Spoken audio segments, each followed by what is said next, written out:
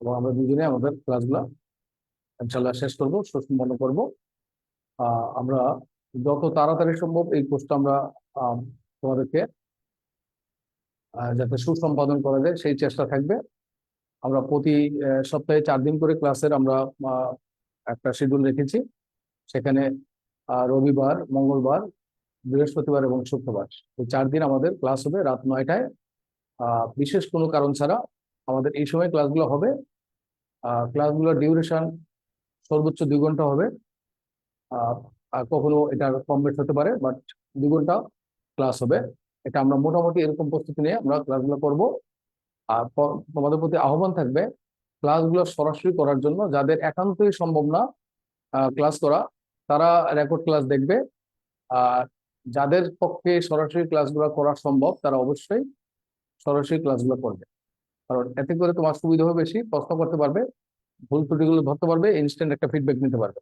আর যদি ক্লাস না করো, পরে দিয়ে রেকর্ড দেখো, তাহলে সেক্ষেত্রে তো রেকর্ডের মধ্যে ওইখানে ক্লাসের ফিডব্যাকটা তুমি ইনস্ট্যান্ট প্রশ্ন করে উত্তর নিতে পারবে না। ঠিক আছে, আমি আর একটু তোমাদের সাথে শুরু করে দিই। হুম।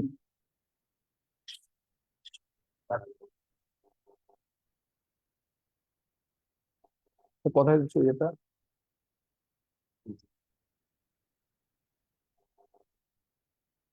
পেজে একটা দিতে বলে শুরু করেন।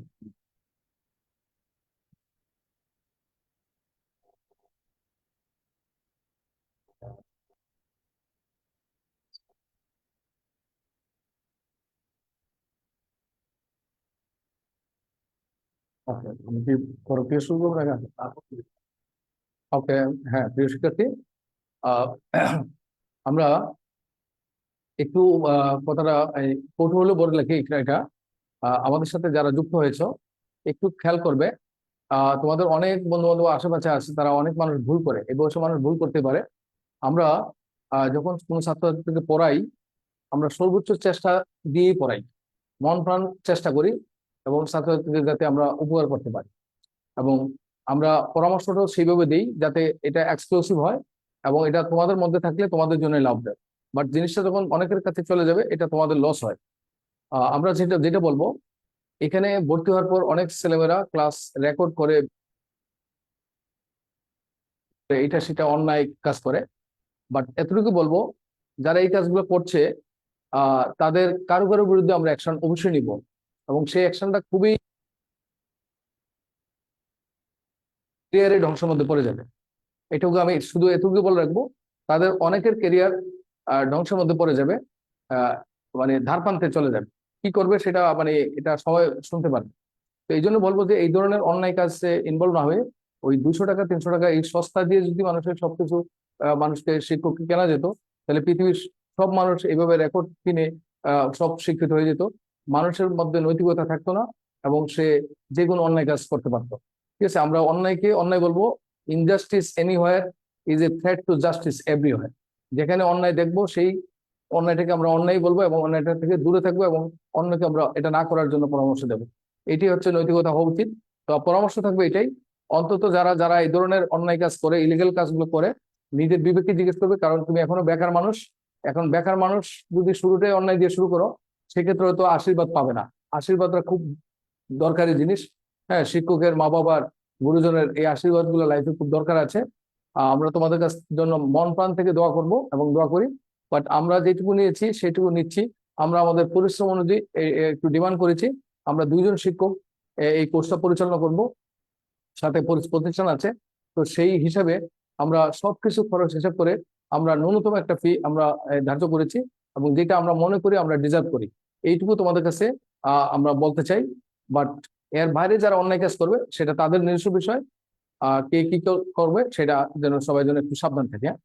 আমরা আজকে ইংরেজি বিষয়ে যেহেতু কোর্সটা করবো, এবার 45তম বিসিএস ইংরেজির যে পরীক্ষা আসছে, এতে করে আমরা অনেকেই দেখেছি যে পরীক্ষা হলে এই প্রশ্ন সম্পর্কে, কোর্স সম্পর্কে যদি প্রায়র কোনো ধারণা না থাকে, তাহলে পরীক্ষা হলে গিয়ে আমরা খুবই বিব্রতকর অবস্থা পড়ি, ফুল অ্যান্সার করা খুব কঠিন হয়ে যায়, এবং অনেকেই পরীক্ষায় খারাপ করি। আমরা সবসময় আশা করব এমনভাবে প্রস্তুতি নিব যাতে করে আমরা নিজেরা চেষ্টায়, নিজের চেষ্টায় যতটা নাম্বার পাওয়ার কথা, যাতে এই কোর্সের মাধ্যমে আমরা যেন আমাদের আমাদের চেষ্টার সাথে আরো 20 থেকে 30 নাম্বার যেন যুক্ত হয়। আমাকে বেশ কয়েকজন এর আগে নক করেছে যে 43তম বিসিএসে আমাদের বিসিএস প্রশাসন ক্যাডারে কোয়ালিফাই করেছে একজন। সে 45তম বিসিএসে আমাদের ইংরেজি রিটেন কোর্স করেছে এবং সে মেসেজ দিয়েছে, স্যার যদি এই কোর্সটা আগে থেকে 43তম বিসিএসে আপনাদের কাছ থেকে করতাম তাহলে আমি নিশ্চিত আমার মিনিমাম 15 থেকে 20টা নাম্বার বাড়তো। আর 15 থেকে 20 নাম্বার বাড়লে আমি হয়তো সিরিয়ালি অনেক দূর আরো অনেক দূর আগে এগিয়ে যেতে পারতাম। তো এইটা আর কি। তো আমরা এই কোর্সের মাধ্যমে আমরা এই জিনিসটাই তুলে ধরতে চাই যে কৌশল একটা খুব বড় জিনিস। রিটেন মানে কৌশলী হওয়া। এখানে জানার চেয়ে বেশি হচ্ছে তুমি কতটা বেশি কৌশলী হতে পারছো।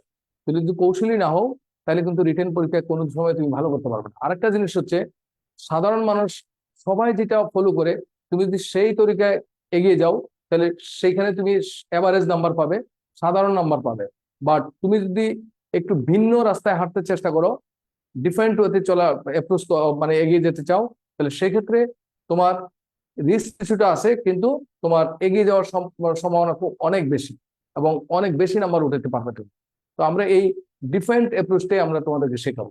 আমরা আমাদের অভিজ্ঞতা ধরে গত 18-19 বছর যাবৎ বিসিএস বিসিএস পড়াই শিক্ষক হিসেবে। আর এর আগে যেহেতু বিসিএস দিয়েছি এবং ব্যক্তিগতভাবে আমি পুলিশ ক্যাডারে রিকমেন্ডেড ছিলাম, তো যেহেতু বিসিএস পুলিশে রিকমেন্ডেড ছিলাম এবং বিসিএস জন্য ছাত্র হিসেবে একসময় আমিও প্রস্তুতি নিয়েছি এবং শিক্ষকতা করছি গত 18 বছর যাবৎ ইংরেজি পড়াচ্ছি। হ্যাঁ, বিসিএস এর ইংরেজি পড়াচ্ছি। তো সেই হিসেবে আমি বলতে পারি এই দীর্ঘ অভিজ্ঞতায় মোটামুটি যতটুকু মানে প্রাজ্ঞতা হ্যাঁ এসেছে নিজেদের মধ্যে, এই অভিজ্ঞতাগুলো তোমাদের সাথে শেয়ার করব। আশা করছি এই শেয়ারিংটা তোমাদেরকে অনেক বেশি সমৃদ্ধ করবে যদি তোমরা কাজে লাগাতে পারো। আমাদের প্রতি আস্থা নিয়ে যেহেতু তোমরা আসছো, আমরা অবশ্যই আমরা এতটুকু বলতে চাই তোমাদের কখনো আমরা এই বিশ্বাসের ভঙ্গ হবে না। আমরা কখনো তোমাদেরকে আহ আমাদের মাধ্যমে তোমরা যে প্রতারিত হয়েছো এই কাজটা কখনই হবে না ইনশাল্লাহ। এইটুকু শুধু আমরা তোমাদেরকে গ্যারান্টি দিতে চাই। তোমরা আমাদের কথাগুলো শুনবে এবং সেই অনুযায়ী কাজ করবে, ইনশাল্লাহ দেখবো ভালো কিছুটা ফিডব্যাক। আজকে আমরা রিটেন ইংলিশে যে 200 নম্বর আছে এই 200 নম্বর সম্পর্কে আমি একটু তোমাদেরকে ধারণা দিয়ে তারপর আমি ক্লাস শুরু করব। ওকে, তো যেহেতু সপ্তাহে 4 দিন করে ক্লাস দেবো, আমরা আশা করছি আমরা খুব অল্প সময়ের মধ্যে আমরা কোর্সটা শেষ করে ফেলতে পারবো। মাসে 16 দিন, 2 মাসে 32 দিন। তাহলে 32 দিন, 2 মাস মানে 16, প্রতি মাসে 16 দিন হলে 2 মাসে 32 দিন। আমরা হোপফুলি জুলাই বা আগস্টের ফার্স্ট উইকের মধ্যে আমাদের এই কোর্স আমরা সুসম্পন্ন করতে পারবো। তারপরে যদি আরো 2 দিন বেশি লাগে, সময় থাকে, আমরা সেটাও করবো। আর ক্লাস তো রেকর্ড থাকছেই। হ্যাঁ, ক্লাস যেহেতু রেকর্ড থাকছে পরীক্ষার আগ মুহূর্ত পর্যন্ত, তোমরা ক্লাসের রেকর্ড দেখতে পারবে এবং সরাসরি ক্লাসগুলো করে নিজেদেরকে সমৃদ্ধ করবে এবং সেই অনুযায়ী প্র্যাকটিস করবে এবং প্রেসক্রিপশন অনুযায়ী কাজ করবে। ঠিক আছে, আমরা ক্লাস করবে কিন্তু প্রেসক্রিপশন অনুযায়ী কাজ করবে না, তাহলে কিন্তু এইটা থেকে ফিডব্যাক আসবে না। ঠিক আছে, ওকে। আমরা আজকে রিটেন এর 200 নম্বরের সিলেবাসটা সম্পর্কে একটু আমরা কোন অংশে প্রশ্নগুলো কিভাবে আসতে পারে, কোন কোন টপিকগুলোর উপর প্রায়োরিটি দিতে হবে, কিভাবে পড়তে হবে, এটা একটু আলোচনা করে তারপরে আমি টপিক নিয়ে আলোচনা করি। হ্যাঁ, ওকে। তাহলে প্রথমত আমরা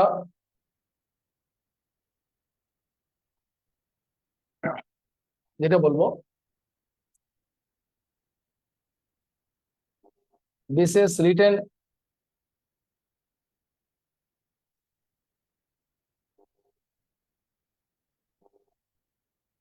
রিটেন ইংলিশ। বিসিএস রিটেন ইংলিশে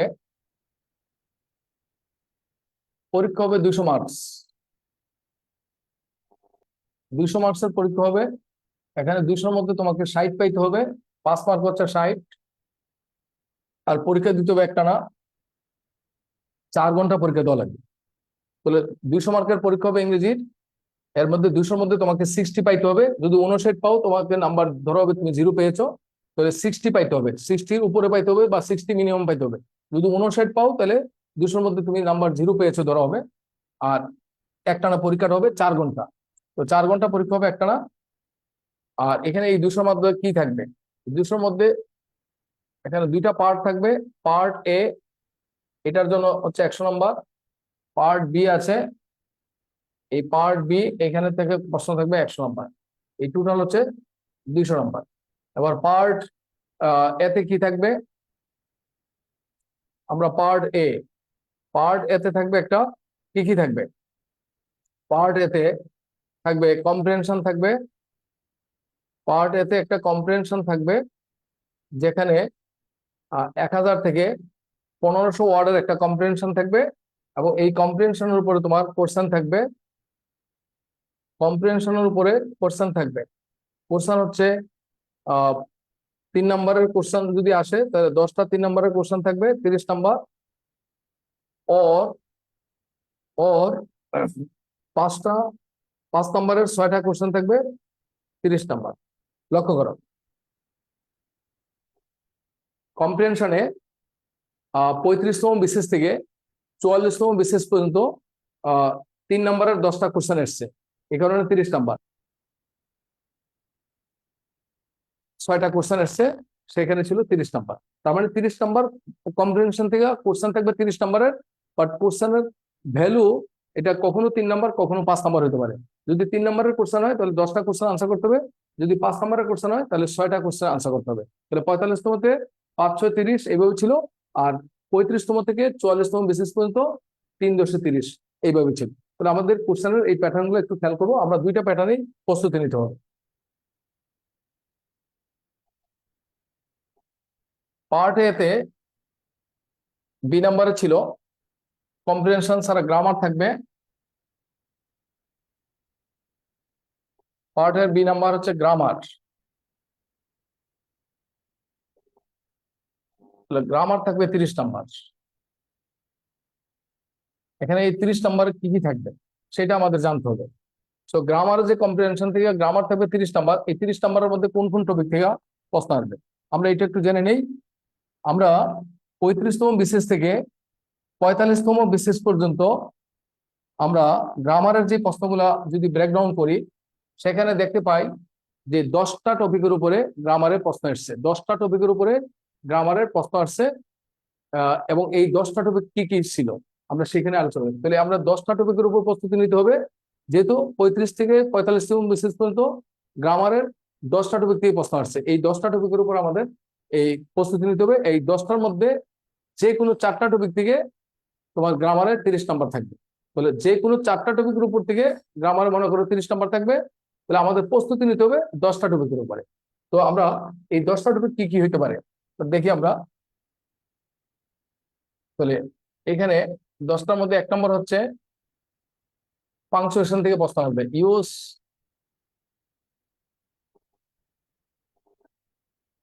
Capitals, commas,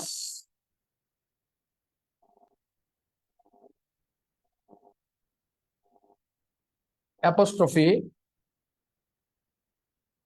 and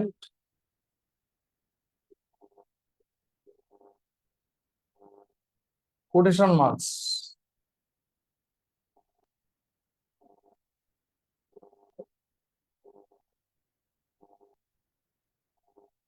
quotation quotation marks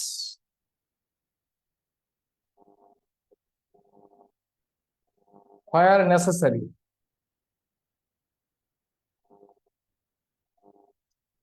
where necessary সেখানে 10 নম্বর। এই 35তম বিসিএসে এই টপিকটা থেকে 10 নম্বর ছিল। 35তমতে বিসিএস আসছে use capitals, commas and apostrophe 5 নম্বর, and use quotation marks where necessary 5 নম্বর। এই টোটাল ছিল 10 নম্বর। তাহলে 35তম বিসিএসে এই টপিকটা থেকে 10 নম্বর ছিল। 36 থেকে 45 পর্যন্ত আর কোনো পরীক্ষা এই টপিক থেকে প্রশ্ন আসেনি। বাট যেহেতু একবার এই টপিক থেকে প্রশ্ন আসছে, তার মানে নেক্সট টাইম যে কোনো সময় এই টপিক থেকে প্রশ্ন আসতে পারে। এটা অবশ্যই অবশ্যই তোমাকে প্রস্তুতি নিতে হবে। আর তাছাড়া এই টপিকটা তুমি না জানলে, প্র্যাকটিস না করলে, এই টপিকের বিষয়গুলো না জানলে রিটেনে ফ্রি হ্যান্ড রাইটিং এ কোনো অবস্থাতে স্মার্ট ইংলিশ হবে না। তোমাকে এই টপিকের মাধ্যমে আমি দেখিয়ে দেবো তোমার স্মার্ট ইংলিশ, স্ট্যান্ডার্ড ইংলিশ। অর্থাৎ তোমার যদি 100 নম্বর পাওয়ার ক্ষমতা থাকে, তুমি 130 নম্বর কিভাবে পাইতে হবে সেই টেকনিক গুলো আমি এই টপিকের মাধ্যমে শিখিয়ে দেবো। যদি আমাদের এই টেকনিক গুলো তুমি আত্মস্থ করতে পারো, তাহলে যেখানে তোমার পাওয়ার কথা 110, সেখানে তুমি পাবে 130 বা 40, এই নাম্বারটা তুমি পেয়ে যেতে পারো। তাহলে এই কৌশলগুলোর মাধ্যমে এইখানে এই প্রেসক্রিপশন থাকবে। এখানে শুধু আমরা প্রিলির জন্য শিখবো না, এটা রিটেনের একটা ফ্রি হ্যান্ড রাইটিং এর একটা হোলিস্টিক অ্যাপ্রোচ এই টপিকগুলোর মাধ্যমে থাকবে।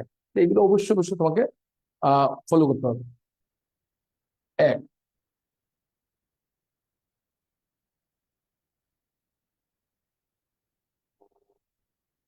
গ্রামারের বি নাম্বারে আসছে use sorry join the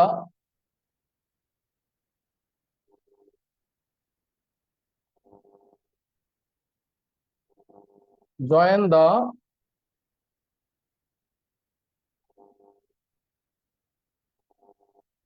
following sets of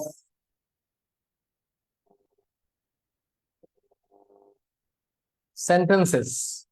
Join the following sets of sentences by using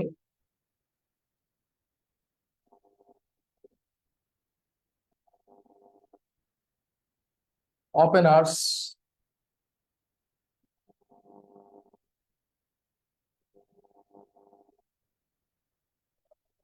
transitions,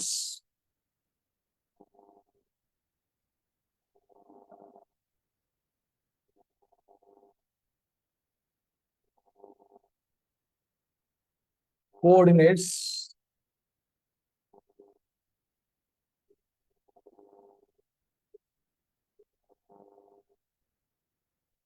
subordinates,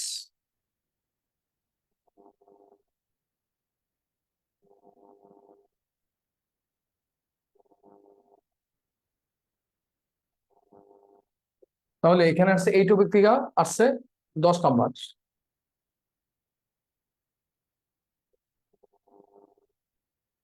বলছে নিচে যে জোড়া বাক্য দুটো দেওয়া আছে এইভাবে কখনো 5 জোড়া কখনো 2 জোড়া বাক্য দেওয়া থাকে, সেটা থেকে দুইটা বাক্যকে তুমি একটা বাক্যে সিম্পল, কম্পাউন্ড, কমপ্লেক্স যে কোনো বাক্যে রূপান্তর করতে হবে অর্থ অনুযায়ী।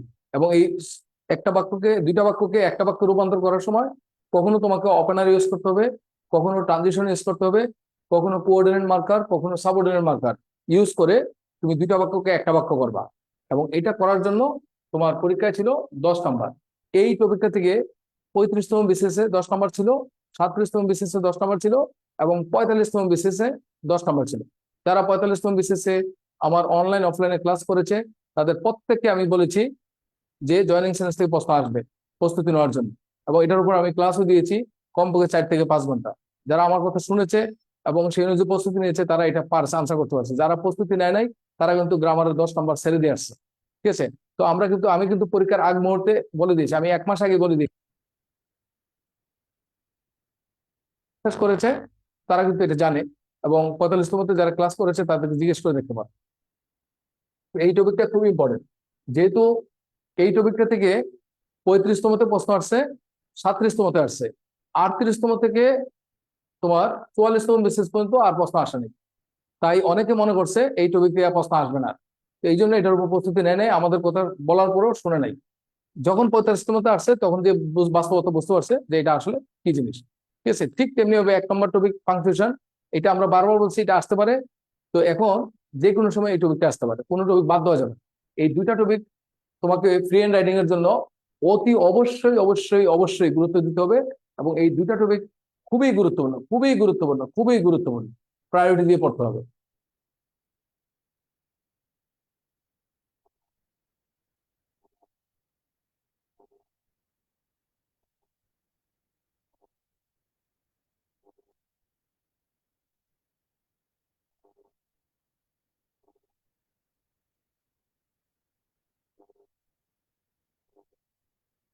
সি নম্বর হচ্ছে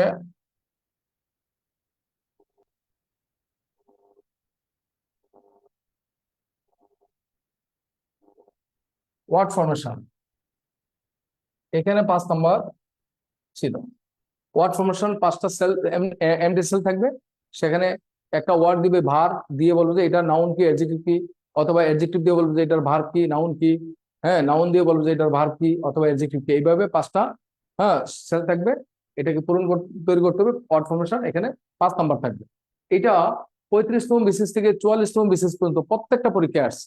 এবং আমরাও জোর দিয়ে বলছি এটা থেকে প্রশ্ন আসবেই, কিন্তু 45তম দেখা গেল এটাই আসেনি।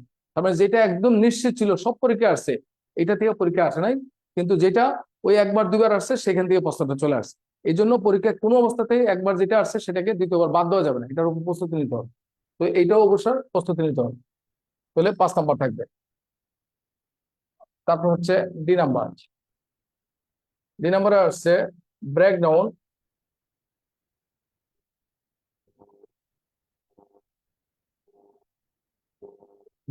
the following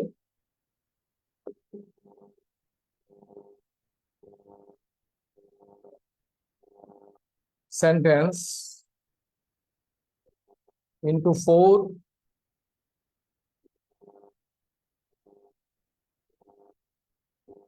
simple sentences.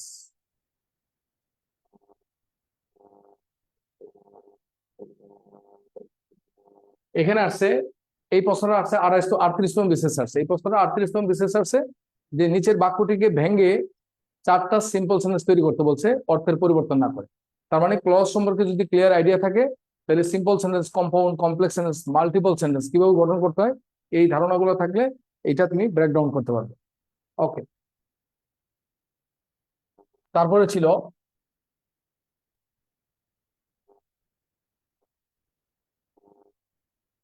এই নাম্বারে আসছে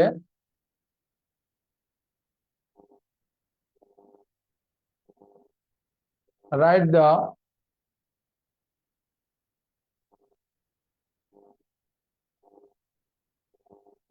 meaning of the words. Write the meaning of the words in English. যে নিচের ওয়ার্ড গুলোর পাঁচটা ওয়ার্ড দেওয়া থাকবে, এগুলোর মিনিংটা ইংলিশে লিখতে বলছে। তার মানে ওয়ার্ড মিনিং খুব ইম্পর্টেন্ট। এখানে পাঁচটা ওয়ার্ড দেওয়া থাকবে, প্রতিটা ওয়ার্ডের ইংলিশ মিনিং লিখতে হবে, ঠিক আছে?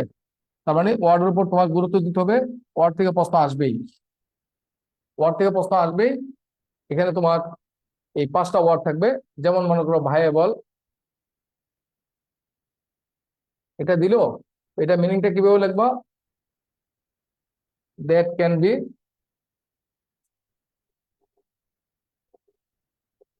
ডান। একটা যখন মিনিং চাইবে এটাকে তোমার আমরা এক্সপ্লেন করে লেখার চেষ্টা করবো। একটা ওয়ার্ড মিনিং যখন চাইবে ওয়ার্ডটা এক্সপ্লেন করে লেখার চেষ্টা করবে। হ্যাঁ, সিঙ্গেল ওয়ার্ড না লিখে এটাকে এক্সপ্লেন করে লেখার চেষ্টা করবে, তাহলে ওয়ার্ড মিনিংটা হবে।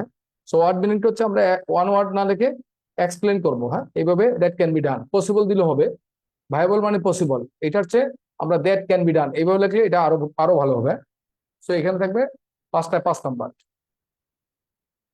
এরপরে আসছে আহ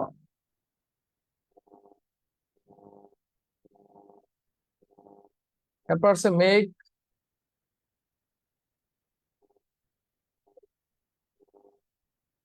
sentence with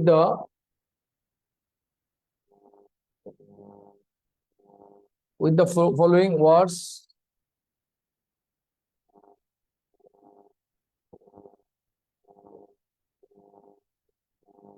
and phrases. With the following words and phrases, এখানে হচ্ছে 10 নাম্বার, 10টায় 10 নাম্বার, প্রতিটা 1 নাম্বার করে 10 নাম্বার। তো এখানে make sentence with the following words and phrases, কতগুলো ফ্রেজ দিয়ে দেখবে, দিয়ে 10টা দিবে, 10টা দিয়ে প্রতিটা দিয়ে একটা করে বাক্য লিখতে হবে।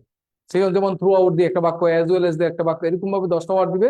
ফ্রেজ হইতে পারে, ইডিয়মস হইতে পারে, হ্যাঁ, অথবা একটা ওয়ার্ড হইতে পারে, এটা দিয়ে তুমি বাক্য লিখবা। মজার বিষয় হচ্ছে এই টপিক থেকে 4 থেকে 5 বার পরীক্ষা প্রশ্ন আসছে, 4 থেকে 5 বার এই টপিক থেকে প্রশ্ন আসছে, এবং সেখানে 10টা ওয়ার্ড দিয়েছে, প্রতিটা ওয়ার্ড দিয়ে তোমাকে বাক্য লিখতে বলছে, এবং বাক্যটা কোন সেন্টেন্স হবে এটা চয়েসটা তোমার ছিল, ঠিক আছে? কিন্তু এই এই সেম এটা এই প্রশ্নের এই 45তমতে আসছে এইভাবে, এই সেম প্রশ্নটা 45তমতে আসছে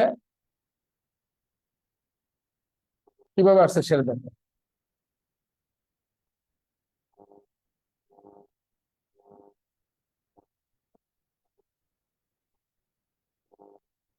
45তমতে আসছে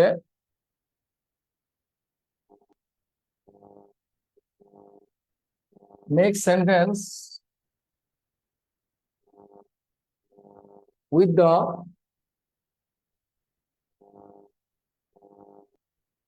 ওয়ার্ডস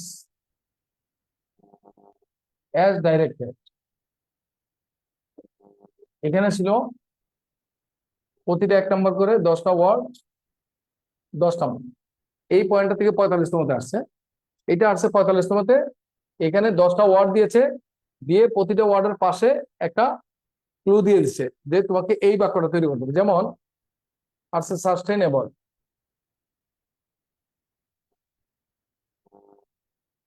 সাস্টেনেবল দিয়ে দিয়েছে কম্পারেটিভ,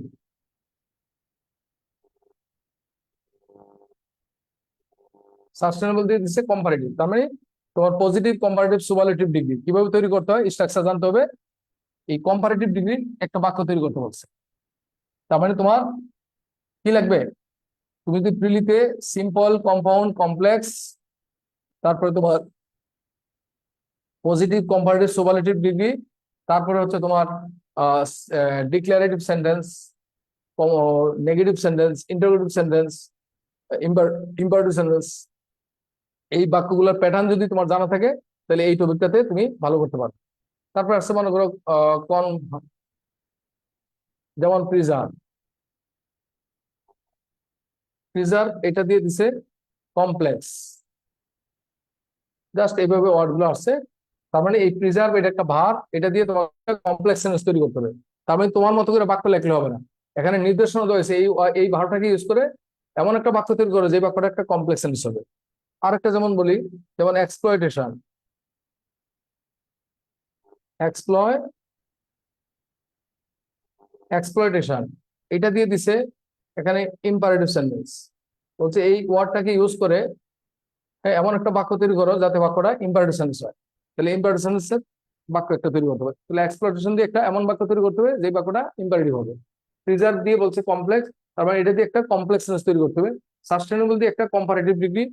এরকম ভাবে যে ওয়ার্ড গুলো দেওয়া হয়েছে এটা দিয়ে বলছে simple sentence, compound sentence, complex sentence, তারপরে তোমার কি negative sentence, interrogative sentence, imperative sentence, তোমার কম্পারেটিভ ডিগ্রি, মানে এইভাবে বাক্য তৈরি করতে বলছে। তার মানে যেই ওয়ার্ডটা দেওয়া হয়েছে সেই ওয়ার্ডটা দিয়ে যেই বাক্যটা তৈরি করতে বলা হয়েছে ওই বাক্যটাই তোমাকে তৈরি করতে হবে।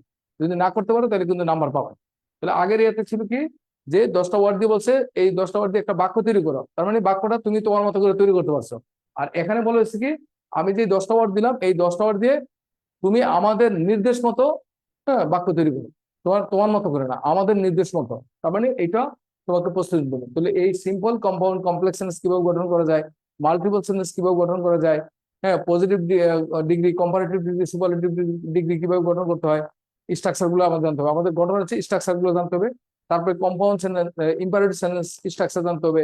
তারপরে ডিক্লারেটিভ সেন্টেন্সের স্ট্রাকচার জানতে হবে, ইন্টারোগেটিভ সেন্টেন্স, হ্যাঁ এই যে এক্সক্লেমেটরি সেন্টেন্স, এগুলো স্ট্রাকচার জানতে হবে। তাহলে স্ট্রাকচার জানলে তুমি এই টপিকটা কাজে লাগবে। এই টপিকটা প্রিলি এবং রিটেন দুই জায়গায় কাজে লাগবে, প্রিলি এবং রিটেন দুই জায়গায় এই টপিকটা কাজে লাগবে। অবশ্যই অবশ্যই ফ্রি হ্যান্ড রাইটিং এর জন্য এই টপিকটা খুবই ইম্পর্টেন্ট।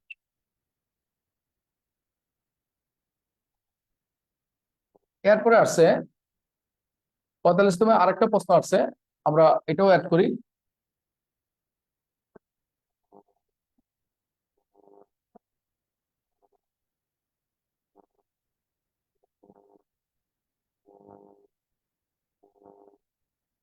45তম আরেকটা আসছে, যেমন find out, find out errors or identify errors in the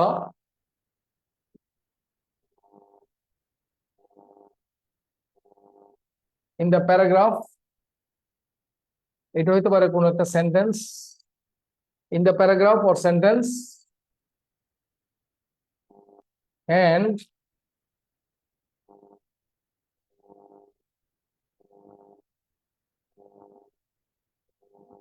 correct them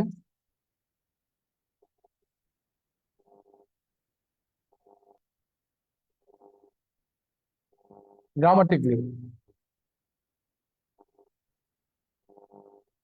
এখন হচ্ছে 10 মার্ক ছিল, হ্যাঁ এখানে মানে আমরা প্রিলিতে যে কারেকশন শিখছি টোটাল গ্রামার এখানে চলে আসছে। তার মানে এই টপিকটা ভালো করে পড়লে প্রিলি এবং রিটেন দুটেই কারেক্ট হবে, প্রিলি এবং রিটেন গ্রামারটা কভার হয়ে যাবে।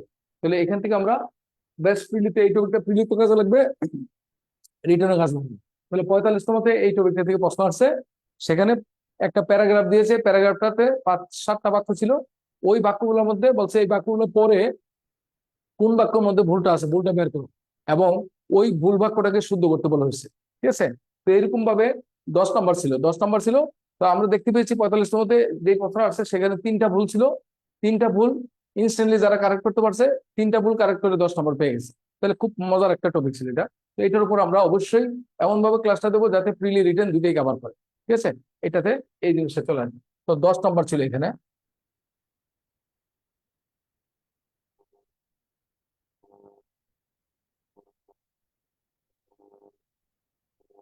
এরপর আসছে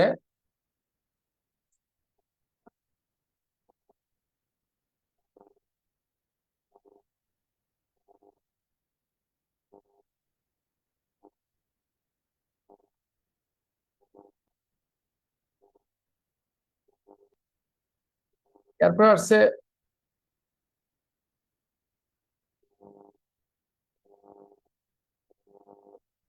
write the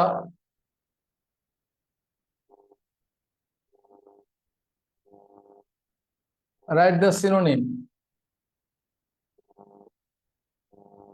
write the synonym of the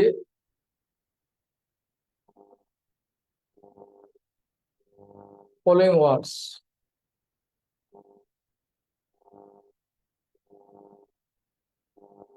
and make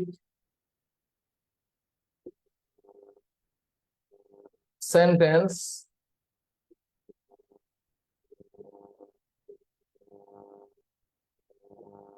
with the synonym। এখানে 5টা ওয়ার্ড দেওয়া থাকবে। 5টা ওয়ার্ড দেওয়া থাকবে। বলা হচ্ছে যে এই 5টা ওয়ার্ড দেওয়া থাকবে, এই প্রতিটা ওয়ার্ডের তোমাকে একটা সিনোনিম লিখতে হবে এবং ওই সিনোনিম দিয়ে তোমাকে বাক্যটা লিখতে হবে। এইভাবে 10 নম্বর। এবং এটা 4 থেকে 5 বার আসছে। এটা 4 থেকে 5 বার আসছে। এটা যে কোনো সময়, এটা আসার সম্ভাবনা খুব বেশি, অতি অবশ্যই তোমাকে জানতে হবে। তাহলে এটা এটা অবশ্যই অবশ্যই তোমাকে জানতে হবে। এরপরে তোমার আই, যে নাম্বারে আমরা দেখি।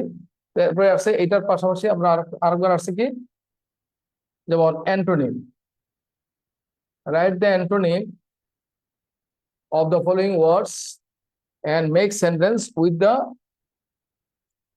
অ্যান্টোনিম। এখানেও ছিল 10 নম্বর। হ্যাঁ, এইটু কমপক্ষে দুইবার আসছে। হ্যাঁ, so write the antonym of the following words and make sentence with the antonym. বলছে নিচের ওয়ার্ডগুলির বিপরীত শব্দ লিখো এবং ওই বিপরীত শব্দ দিয়ে একটা বাক্য তৈরি করো। আর এর আগে আসছে নিচের ওয়ার্ডগুলির সমার্থক শব্দ লিখো এবং ওই সমার্থক শব্দ দিয়ে একটা বাক্য তৈরি করো। তাহলে কিভাবে লিখবা, জাস্ট প্রসেস করছে এরকম। জাস্ট একটু দেখাই আমি। এখানে 10 নম্বর ছিল। হ্যাঁ? তো সেটা কিভাবে আসতে পারে একটু আমি একটা এক্সাম্পল দেখাই। যেমন এগুলো যখন পরীক্ষা আসবে, তোমাকে এই কৌশলটা তোমাকে ফলো করতে হবে। কৌশলটা কি দেখো।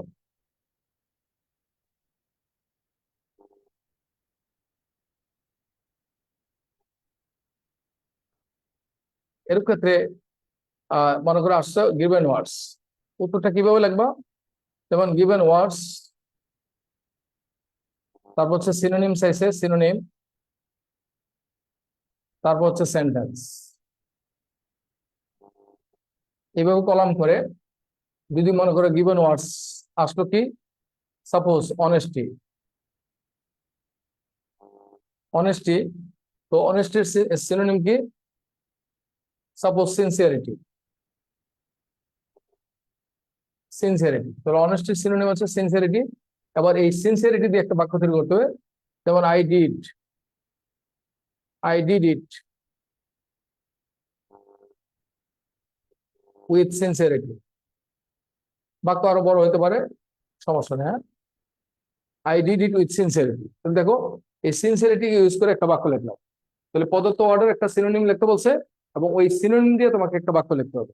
তাহলে এইভাবে তুমি 5টা ওয়ার্ড আসবে, তাহলে 5টা ওয়ার্ডের সিনোনিম, তারপরে ওই সিনোনিম দিয়ে বাক্য লিখবে। তো সিনোনিম অ্যান্টোনিম লেখার সময় এটা সিঙ্গেল ওয়ার্ডে মিনিংটা লিখবে। আর ওয়ার্ড মিনিং লেখার সময় একাধিক ওয়ার্ড ভেঙে ভেঙে লিখবে। ঠিক আছে? আবার মনে করো সিনোনিমের জায়গায় যদি অ্যান্টোনিম আসে তাহলে কি হবে, তাহলে তুমি সিনোনিমের জায়গায় লিখবে অ্যান্টোনিম, আর এবার অ্যান্টোনিম দিয়ে বাক্য লেখো। তো লিখলে কি হবে, এই সিনোনিমটা অ্যান্টোনিম করলে কি হবে,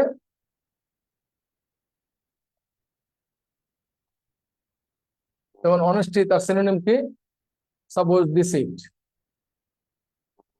বলে অনেস্টি তার অ্যান্টোনিম হচ্ছে ডিসিট। এবার ডিসিট দিয়ে একটা বাক্য তৈরি করতে হবে। যেমন I prefer honesty to deceit. I prefer honesty to deceit. তাহলে কি হলে এই ডিসিট দিয়ে একটা বাক্য।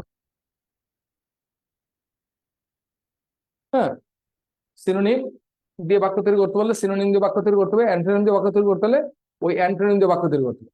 এই প্রশ্নটা অতি অবশ্যই তোমাকে মাথায় রাখতে হবে, এবং এখান থেকে প্রশ্ন আসবে। তো তোমাকে অবশ্যই সিনোনিম অ্যান্টোনিম অবশ্যই মুখস্থ করতে হবে। ঠিক আছে। আমার প্রিমিয়ার বকবলির বইটা এই মাসে ইনশাল্লাহ আসতেছে, নিউ এডিশন। এবং আমার বইয়ের মধ্যে সিনোনিম থেকে অ্যান্টোনিম কিভাবে করতে হবে, ওয়ার্ড ফরমেশন কিভাবে করতে হবে, এবং আমার সিলেক্টেড 500 ওয়ার্ডস আছে এই বইয়ের মধ্যে। এবং স্পেলিং টপিকে এরকম অনেকগুলো ওয়ার্ড আছে। প্রত্যেকটা জায়গায় যেই ওয়ার্ডগুলো পরীক্ষা আসতে পারে সেই ওয়ার্ডগুলির পাশে স্টামাক দেওয়া আছে। এবং 500 ওয়ার্ডের প্রতিটা দিয়ে একটা করে বাক্য তৈরি করা আছে। তো 500 ওয়ার্ডের প্রতিটা দিয়ে একটা করে বাক্য তৈরি করা আছে। তো তুমি সেইটা ফলো করে, তো ওই বইটা পড়ার জন্য আমি অবশ্যই তোমাদেরকে পরামর্শ দিচ্ছি। ওকে। যাদের আমার কাছে আমার বকলের বইটা যাদের কাছে আছে ইতিমধ্যে, তাহলে ওকে। না থাকলে এই বইটা অবশ্যই এই মাসে আসবে, আসলে এই বইটার সঙ্গে আমার বই দুটো নিয়ে আসা। আর পারলে আমার গ্রামার বইটাও তোমার সাথে রাখতে পারো, কারণ সেখানে তোমার ক্লজ টপিক সম্পর্কে, হ্যাঁ, বিস্তারিত অনেক বড় কিছু আছে। তাহলে সিম্পল, কম্পাউন্ড, কমপ্লেক্স, তারপরে তুমি তারপরে তোমার ইম্পারেটিভ, ডিক্লারেটিভ, হ্যাঁ, অপটেটিভ, এই ধরনের বাক্যগুলো যে কিভাবে গঠন করবে স্ট্রাকচার অনুযায়ী, সেভাবে আছে। আমার এই প্রিমিয়ার গ্রামার বইটাতে নতুন এডিশনে এক্সক্লুসিভ কিছু আসবে ক্লজ টপিকে, অনেক কিছু ক্লজ টপিকে, প্রিপোজিশন টপিকে, ভার্ব টপিকে, হ্যাঁ, তোমার এই এক্সক্লুসিভ কিছু এই টপিকটার মধ্যে নতুন কিছু যুক্ত হয়ে যাচ্ছে। এটা এক্সক্লুসিভ কিছু একটা পাবে। আর এইটা অবশ্যই অবশ্যই এই বইটা, যেহেতু তোমাদের বকলের একটা রিটেনে বড় একটা ফ্যাক্টর, এই বইটা অবশ্যই নতুন এডিশনটা তোমাদের সংগ্রহে রাখার জন্য পরামর্শ দিচ্ছি। আমার প্রিমিয়ার বকলের এই বইটার মধ্যে বাক্য সহকারে আমার সিলেক্টেড ওয়ার্ড আছে এখানে। সিনোনিম থেকে অ্যান্টোনিম কিভাবে করবা, ওয়ার্ড ফরমেশন, তারপরে তোমার 500 সিলেক্টেড ওয়ার্ডস, প্রত্যেকটার মধ্যে স্টামাক দেওয়া আছে যেগুলো ইম্পর্টেন্ট, এবং বাক্য তৈরি করা আছে। অবশ্যই অবশ্যই এটাকে ফলো করার জন্য পরামর্শ রইল। যদি যেহেতু আমাদেরকে জেনারেশনে আসছে আমাদের কাছে, তাহলে আমি পরামর্শ দিব এই বইটা সংগ্রহ করার জন্য। আশা করছি এই বইটা তোমাকে বিক্রি করবে না, অনেক কাজে লাগবে ইনশাল্লাহ। ঠিক আছে। আমরা এই গ্রামারের যে 10টা টপিক থেকে বিশেষ রিটেনে 30 নম্বর থাকতে পারে, এই 10টা টপিক আমি সিলেক্ট করে দিলাম। এই 10টা টপিকের মধ্যে যে কোনো 4টা টপিক থেকে তোমার বিসিএস এ 30 নম্বর থাকবে। আর তার মানে তোমার এই 10টা টপিকের উপর তোমার অবশ্যই অবশ্যই প্রস্তুতি নিতে হবে। কেউ যদি কোনো একটা টপিক স্কিপ করো, তাহলে সেটার দায় তোমার, আমাদের না। আমি চেষ্টা করবো এই 10টা টপিকের উপরে তোমাকে কম বেশ একটা ধারণার জন্য, এবং ক্লাস পাবে, হ্যাঁ, ইনশাল্লাহ। এরপর হচ্ছে পার্ট এতে 3 নম্বর হচ্ছে সামারি আসবে। 3 নম্বরে সামারি থাকবে summarise. Summarise summarise the passage is in 100 words. In 100 words, এখানে 20 নম্বর। বলছে যে কম্প্রিহেনশনটা পরীক্ষা আসছে, এই কম্প্রিহেনশনটাকে 100 ওয়ার্ডের মধ্যে সামারি লিখতে বলবে। ঠিক আছে। কম্প্রিহেনশনতে ওয়ার্ড থাকবে 1000 থেকে 1500 ওয়ার্ড বা 1200 ওয়ার্ড। সেই 1500, 1200, 1000 ওয়ার্ডকে 100 ওয়ার্ডের মধ্যে তোমাকে সামারাইজ করতে বলা হয়েছে। এইটা 35তম থেকে 44তম বিসিএসে এইভাবে সামারিটা আসছে। প্রথমে এইভাবে ছিল, 20 নম্বর ছিল, হ্যাঁ। ওকে। আর 45তমতে এসে যেটা হয়েছে, 45তমতে হয়েছে কি, 45তমতে কিভাবে আসছে দেখো। 45তমতে আসছে write the main idea of the passage. Write the main idea of the passage.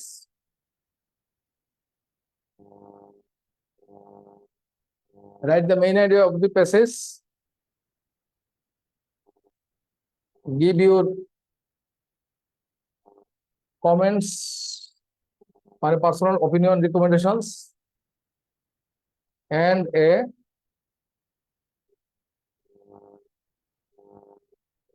suitable title.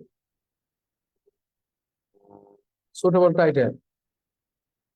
এই সবগুলো হবে ইন 100 ওয়ার্ডস। তাহলে 100 ওয়ার্ডের মধ্যে বলা হচ্ছে যে উপরের কম্প্রিহেনশনটার মেইন ওয়ার্ড গুলা, মেইন আইডিয়াটা লিখতে হবে। তারপরে তোমার ব্যক্তিগত কমেন্ট দিতে হবে একটা প্যারায়। তারপরে এই প্যাসেজের উপর একটা সুটেবল টাইটেল দিতে হবে। এই তিনটার উপরে তোমার প্রশ্ন আসছে। এই মেইন আইডিয়ার উপর 10 নাম্বার, মেইন আইডিয়ার উপর ছিল 10 নাম্বার। তারপরে পার্সোনাল অপিনিয়ন হচ্ছে কমেন্টস, এটাতে ছিল 7 নাম্বার। তারপরে সুটেবল টাইটেল এটা ছিল 3 নাম্বার, টোটাল হচ্ছে 20 নাম্বার। তাহলে পরীক্ষায় এইটা হচ্ছে 45 মধ্যে আসছে। 45 মধ্যে কি যে কম্প্রিহেনশনটা আসছে এটার মেইন আইডিয়া গুলো লিখতে হবে 10 নাম্বারে, এটার জন্য 10 নাম্বার। তারপর হচ্ছে তোমার ব্যক্তিগত রিকমেন্ডেশন, যেই আইডিয়াটা লিখবা, মেইন আইডিয়া লিখবা, এইটার উপর তোমাকে একটা সুপারিশ করতে হবে, ব্যক্তিগত মতামত দিতে দিতে বলছে, এটার জন্য 7 নাম্বার। এরপর হচ্ছে তুমি কম্প্রিহেনশনের উপর একটা সুটেবল টাইটেল লিখতে বলছে, এটার জন্য 3 নাম্বার। তাহলে প্রথম প্যারাতে হচ্ছে মেইন আইডিয়া, দ্বিতীয় প্যারাতে তোমার ব্যক্তিগত মতামত, তৃতীয় প্যারাতে সুটেবল টাইটেল। তাহলে 45 নম্বর যে সামারিটা আসছে এখানে 3টা প্যারা ছিল, 3টা প্যারায় লিখতে হবে। প্রথম প্যারাতে মেইন আইডিয়া, দ্বিতীয় প্যারাতে তোমার পার্সোনাল কমেন্টস, ব্যক্তিগত মতামত, তৃতীয় প্যারাতে হচ্ছে সুটেবল টাইটেল। এই 3টা প্যারাকে তুমি 100 নম্বরের মধ্যে 3টা প্যারায় সামারিটা লিখতে বলছে 45 নম্বরতে। এখানে ছিল প্রথম প্যারার জন্য মেইন আইডিয়া 10 নাম্বার, দ্বিতীয় প্যারা ব্যক্তিগত মতামত 7 নাম্বার, তৃতীয় প্যারায় সুটেবল টাইটেল 3 নাম্বার, এইভাবে 20 নাম্বার। তাহলে 45 থেকে 35 নম্বর থেকে 44 নম্বর পর্যন্ত সামারি আসছে এইভাবে, আর 45 নম্বর সামারিটা আসছে এইভাবে। এই দুইটা প্রসেসে তোমাকে শিখতে হবে। অবশ্যই অবশ্যই এই বিষয়ে তোমাকে পূর্ব ধারণা না থাকলে এটা আসলে আনসার করা খুব কঠিন হবে। এবং সামারিটা কিভাবে করতে হবে সেটা ইনশাল্লাহ আমরা সুন্দরভাবে তোমাদেরকে দেখাই দেবো, এবং কিভাবে সামারিটা লিখতে হবে।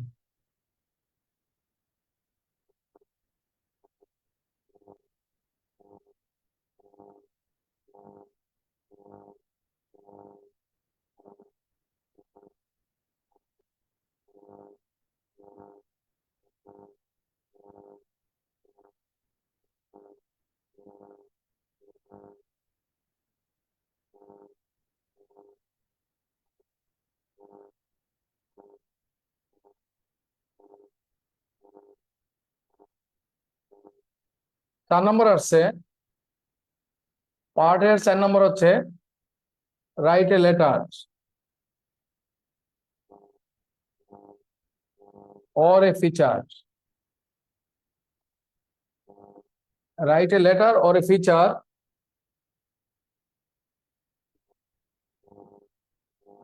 to the editor of an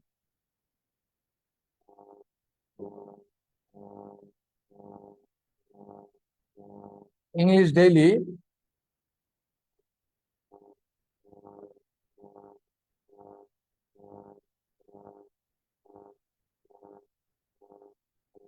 with a forwarding note. এটার জন্য ছিল 20 মার্ক, এটার জন্য আছে 20 মার্ক। অর্থাৎ বলছে তুমি একটা কাভার লেটার লিখবে, কাভার লেটার সাথে তোমার কি করতে হবে, একটা শিরোনাম দিয়ে তোমাকে একটা ফিচার অথবা লেটার লিখতে হবে, যেখানে ফিচার যদি আসে 3টা প্যারা, হ্যাঁ, একটা ইন্টু প্যারা, একটা ডেসক্রিপশন, একটা কনক্লুশন, 3টা প্যারায় ফিচার লিখতে হবে। আর এরপরে কাভার লেটার লিখতে হবে। আমরা বাজারে যে বইগুলো আছে, গাইডগুলো আছে, এই কোনোটাতে প্রসেসটা, ফরম্যাটটা ঠিক নাই।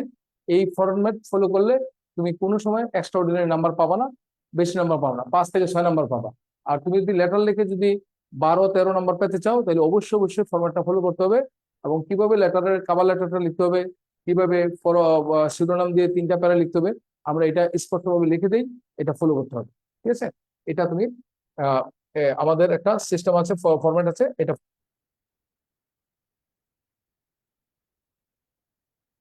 পার্ট বিতে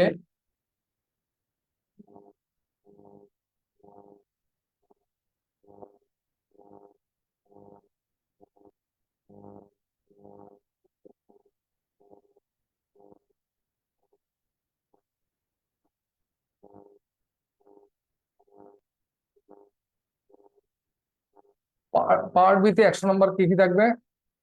এখানে একটা থাকবে ট্রান্সলেশন।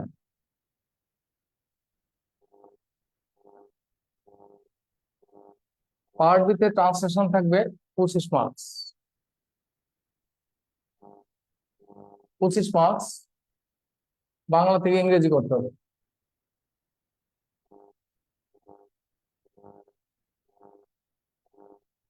বাংলা থেকে ইংরেজি করতে হবে, 25 নাম্বার থাকবে। একটা ট্রান্সলেশন প্যাসেজ দিবে, হ্যাঁ। তারপরে থাকবে 2 নম্বরে থাকবে রিট্রান্সলেশন।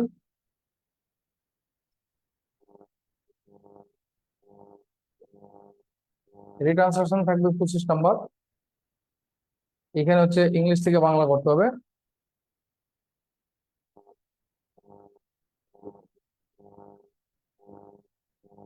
ইংলিশ থেকে বাংলা অনুবাদ করতে হবে 25 নাম্বার। এই দুটোই তোমাকে ভাবানুবাদ করতে হবে, আক্ষরে অনুবাদ করবে না। ভাবানুবাদ কিভাবে করতে হবে আমরা প্র্যাকটিসের মাধ্যমে সেটা দেখাই দেবো, হ্যাঁ। ট্রান্সলেশন রিট্রান্সলেশন ভাবানুবাদ কিভাবে করতে হবে সেখানে ক্লাসের মধ্যে আলোচনা হবে, বিস্তারিত আলোচনা পাবে। এখানে আমরা অনেকগুলো ক্লাস দেবো এই অংশে, হ্যাঁ।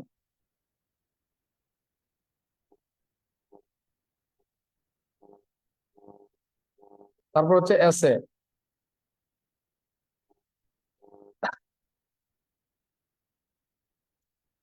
35তম বিসিএস থেকে 44তম বিসিএস পর্যন্ত ইংরেজিতে এসে এসে একটা এসে ছিল, এসে ইন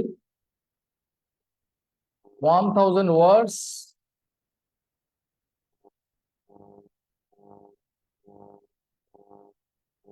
1 আউট অফ 3। তিনটে এসের মধ্যে যে কোনো একটা এসে লিখতে হবে 1000 ওয়ার্ডে, এটার জন্য 50 মার্কস। 50 মার্কের একটা এসে আসতো। আগে তিনটে এসে ছিল, দিত একটা এসে লিখতে হতো। 1000 ওয়ার্ডের মধ্যে তিনটে এসে যে কোনো একটা লিখতে হতো। এটা 45তম থেকে 44তম বিসিএস পর্যন্ত এইভাবে রচনা আসতো। কিন্তু 45তম বিসিএসে 35 থেকে 44তম বিসিএস পর্যন্ত তোমার তিনটা এসের মধ্যে যে কোনো একটা এসে লিখতে হতো, 1000 ওয়ার্ডে 50 নাম্বার থাকতো। কিন্তু 45তম বিসিএসে যেটা হয়েছে সেখানে হচ্ছে আহ এসে দুইটা এসে আসছে, right.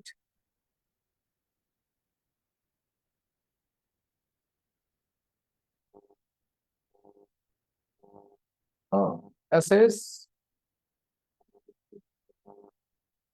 with the hints with the hints below in 500 words each, in 500 words each। কি আছে, দুইটা এসে দিছে, দুইটা এসে দিয়েছে, দিয়ে বলছে এই দুইটা এসে নিচে যে হিন্টস গুলো দেওয়া হয়েছে ওই হিন্টস অনুযায়ী দুইটা এসে লিখো। এবং প্রতিটা এসে 500 ওয়ার্ডের মধ্যে, প্রতিটা এসে 500 ওয়ার্ডের মধ্যে। এখানে প্রথমটার জন্য 25 নাম্বার, দ্বিতীয়টার জন্য 25 নাম্বার, টোটাল হচ্ছে 50 নাম্বার। তোমাকে দুইটা এসে দিয়েছে 45তমতে, প্রতিটা এসের জন্য 25 নাম্বার করে 50 নাম্বার। আর প্রতিটা এসে তোমাকে 500 ওয়ার্ড করে লিখতে বলছে। এবং প্রতিটা এসের সাথে হিন্টস দেওয়া ছিল, যে হিন্টস গুলো দেওয়া ছিল ওই হিন্টস অনুযায়ী তোমাকে রচনা লিখতে হয়েছে। হ্যাঁ, হিন্টস এর বাইরে যদি কোনো রচনা লেখো তাহলে নাম্বার পাবে না। তবে হিন্টস রেখে তারপর নতুন তথ্য দিতে পারো। তাহলে এইখানে এইটা বলা হয়েছে। তাহলে 35 থেকে 45 44 পর্যন্ত একটা রচনা আসতো, তিনটার মধ্যে যে কোনো একটা 50 নাম্বার 1000 ওয়ার্ডে। আর 45তমতে আসছে দুইটা রচনা, তার মধ্যে প্রতিটা রচনার সাথে হিন্টস দেওয়া ছিল এবং প্রতিটা রচনা 500 ওয়ার্ড করে লিখতে বলছে। হ্যাঁ, এটার জন্য 25 নাম্বার 25 নাম্বার, টোটাল ছিল 50 নাম্বার। তাহলে আমাদের অবশ্যই অবশ্যই এই ফরম্যাট অনুযায়ী তোমাকে রিটার্নের প্রস্তুতি নিতে হবে, ঠিক আছে? তো আমরা আশা করব এই 45তম পরে 46তম তো এই ফরম্যাটটাই আমাদের, 45তম ফরম্যাটটা আমাদের মাথায় রাখতে হবে। আর 35 থেকে 44তম বিসিএসে ইংলিশের যে ফরম্যাট গুলো ছিল ওইটাও আমাদের মাথায় রাখতে হবে। আর 45তম বিসিএসে যে ফরম্যাটে পরীক্ষা হয়েছে সেই ফরম্যাটটাও আমাদের মাথায় রাখতে হবে। এবং দুইটা ফরম্যাট মাথায় রেখে আমাদেরকে এই ইংরেজি ক্লাসগুলো আমরা দেব। আর আশা করছি তোমরা এটা ভালো করে ফলো করবে। আর অবশ্যই অবশ্যই নিজেরা চেষ্টা করতে হবে। ওকে, আজকে আমি তোমাদের আহ একটা ক্লাসের কিছু অংশ আলোচনা করছি। তারপরের ক্লাস থেকে আমি ফুল লেন্থ আলোচনা করব। আমার ক্লাসগুলো আমার মতো করে চলবে, আর শরীফের ক্লাসগুলো শরীফের মতো করে যাবে, হ্যাঁ। ঠিক আছে, আমি যেই ক্লাসগুলো নেব সেই ক্লাসগুলো আমার মতো করে আমি একটানা দিয়ে যাব। আর শরীফ শরীফের মতো করে সেই ক্লাসগুলো সে একটানা দিয়ে যাবে। ওকে, আমাদের দুজনের ক্লাসটাই ফলো করবে আশা করছি। নতুন কিছু আইডিয়া পাবে এবং এই আইডিয়াগুলো নিজেরা পরীক্ষাতে যাতে বেশি নাম্বার নিতে পারে। দেখো, হ্যাঁ, 140, 100 নাম্বার কোনো নাম্বার না। তোমাকে টার্গেট করতে হবে 120, 30, 40 এরকম একটা নাম্বার পাইতে হলে তোমাকে অবশ্যই অবশ্যই কি একটু ভিন্ন অ্যাপ্রোচে পড়ালেখা করতে হবে এবং ভিন্ন অ্যাপ্রোচে অ্যাপ্রোচে তোমাকে আনসার করতে হবে। সেই জিনিসগুলো আমরা আজকে আলোচনা করব। আজকে আমি, হ্যাঁ, আজকে আলোচনা করব যেটা আমি একটা আজকে জাস্ট একটু আলোচনা করব, বেশি না। আমরা আমি সর্বোচ্চ আধা ঘন্টার একটা সেশন আমরা আলোচনা করব আজকে। আজকে পরের ইয়া থেকে আমরা ফুল লেন্থ আলোচনা করবো। আজকে শুধু সিলেবাসটা নিয়ে আলোচনা করেছি, পরের ইয়াতে ক্লাসের একটা ভিন্ন একটা অ্যাঙ্গেল নিয়ে আলোচনা করবো। ঠিক আছে? তো আজকে আমরা শিখবো তুমি ক্যাপিটাল লেটার কখন ইউজ করবা। হ্যাঁ, আজকে আলোচনা করবো ইউজ। আমরা এই টপিকটা দিয়ে শুরু করে যাই। ইউজ ক্যাপিটালস, কমা, ইউজ ক্যাপিটালস, কমা,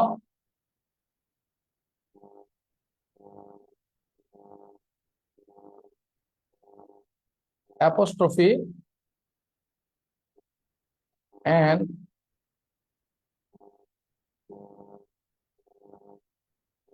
quotation marks। টপিকটা খুব ইম্পর্টেন্ট। আমরা এই টপিকটার মধ্যে অনেক আলোচনার বিষয় আছে। এখানে আমার প্রায় 2 থেকে 3টা ক্লাস হবে এই টপিকের উপরে। আমরা শুধু আজকে শিখবো ক্যাপিটাল লেটার কখন ইউজ করবা। বলো হোয়েন টু,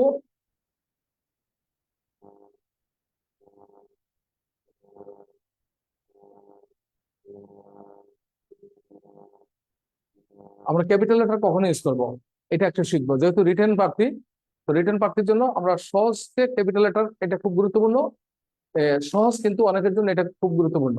আমরা এখানে কে কোন লেভেলের আমরা যেহেতু জানি না, আমরা স্বাভাবিকভাবে সহজ কথা দিয়ে শুরু করি এবং যেহেতু ইম্পর্টেন্ট প্রত্যেকটা ইয়ে তোমাকে জানতে হবে। ঠিক আছে? তো আস্তে আস্তে আমরা কঠিন টপিকে কঠিনের দিকে যাব। সহজ দিয়ে শুরু করি, কঠিনটাতে আমরা পড়ে যাচ্ছি আস্তে আস্তে যাই। তো লেখো হোয়েন টু ক্যাপিটালাইজ। আমরা ক্যাপিটাল লেটার কখন ইউজ করবো। নাম্বার ওয়ান, ক্যাপিটাল লেটার কখন ইউজ করবো সেটা একটু শিখবো। তো লেখো যে কোনো বাক্যের ফার্স্ট লেটার ক্যাপিটাল হবে। আমি শুধু বলে যাই, তোমরা একটু লিখবে আর এক্সাম্পলটা দিচ্ছি আমি, হ্যাঁ? তো লেখো যে কোনো বাক্যের ফার্স্ট লেটার অবশ্যই ক্যাপিটাল হবে। যেমন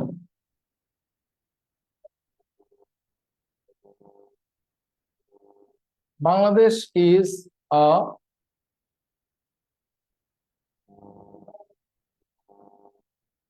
লো lying country.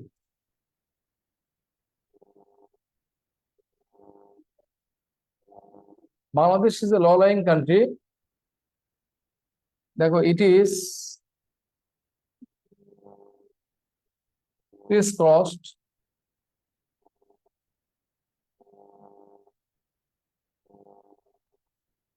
it is crisscrossed by hundreds of rivers, hundreds of rivers। লক্ষ্য করো, তো যে কোনো বাক্য আমরা যখন শেষ করি তারপরে হয় ফুল স্টপ অথবা প্রশ্নবোধক চিহ্ন অথবা বিশ্ববোধক চিহ্ন, এই তিনটার যে কোনো একটা থাকবে।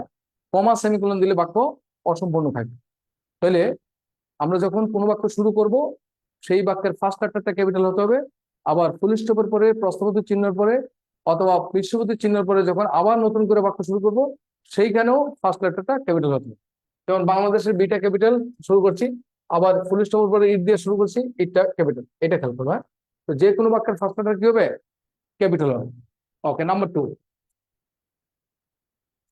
নাম্বার টু লেখো প্রপার নাউন বাক্যের যেখানেই বসুক তার ফার্স্ট লেটার ক্যাপিটাল হবে। প্রপার নাউন বাক্যের যেখানেই বসুক তার ফার্স্ট লেটার ক্যাপিটাল হবে।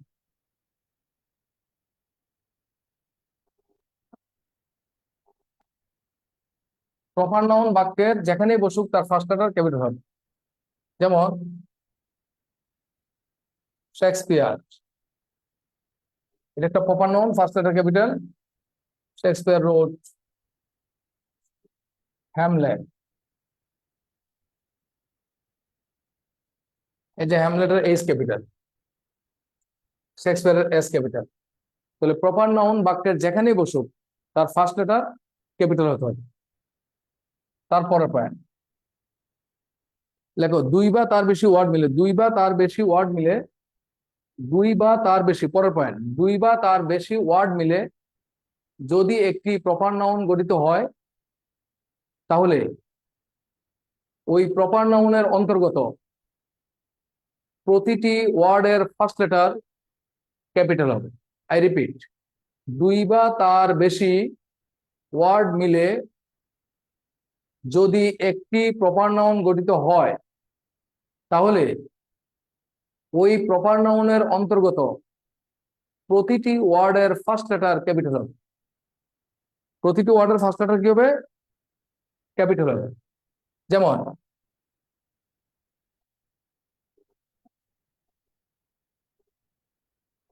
যেমন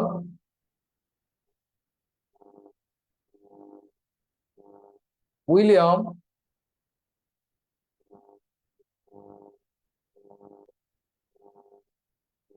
উইলিয়াম ওয়ার্ডসওয়ার্থ ওয়াজ, দেখো উইলিয়াম ওয়ার্ডসওয়ার্থ এটা একটা প্রপার নাউন। উইলিয়ামের ডব্লিউটা ক্যাপিটাল, এই ডব্লিউটা ক্যাপিটাল, এই উইলিয়াম ওয়ার্ডসওয়ার্থ দুইটা ওয়ার্ড মিলে একটা প্রপার নাউন। অতএব এই দুইটা ওয়ার্ড মিলে একটা প্রপার নাউন, কিন্তু যেহেতু এখানে দুইটা ওয়ার্ড, তাহলে এটারও ডব্লিউটা ক্যাপিটাল, এটারও ডব্লিউটা ক্যাপিটাল হয়ে গেল। তাহলে William Wordsworth was an ardent